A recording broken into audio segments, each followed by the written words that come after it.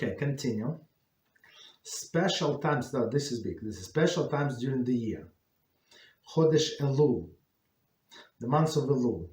The month of Elul ushers the Yamim Naraim, the days of awe. Sorry, it's the month of Elul starts 30 days before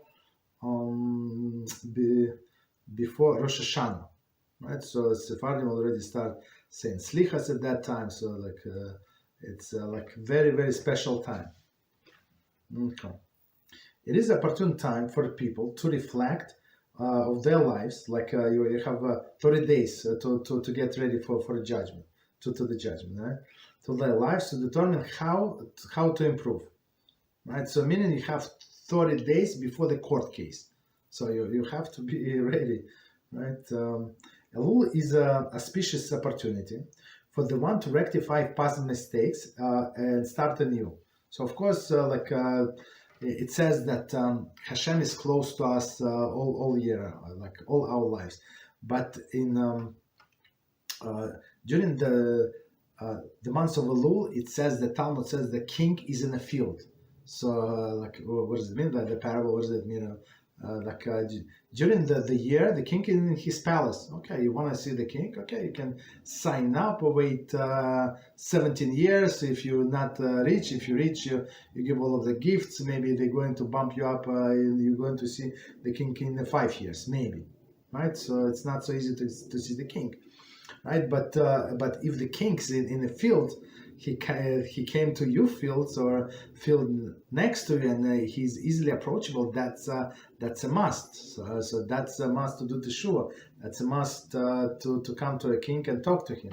So the king has been of course it's a parable, but king of the kings, our Father in heaven, right? So as he said, it's a auspicious time, auspicious opportunity for one to rectify past mistakes, start anew. In addition to davening and doing Teshuvah, one should increase the given tzedakah to augment his merit.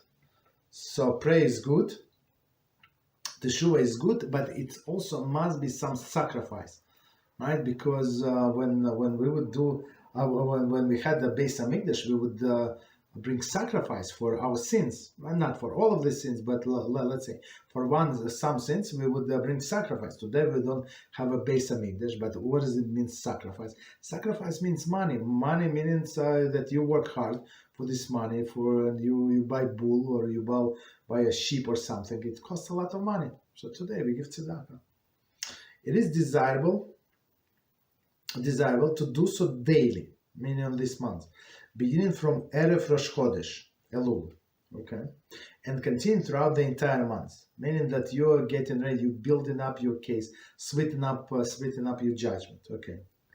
So next one, of course, Erev Rosh Hashanah, right, before Rosh Hashanah. When it says Erev, it's not evening, it's like day before. One should increase the distribution of tzedakah on Erev Rosh Hashanah, and before the judgment day, so it's very, very close. Next one, given before Yom Kippur. One should make sure to increase his tzedakah given throughout the 10 days of repentance, and certainly on Erev Yom Kippur. So because Erev Yom Kippur, it's when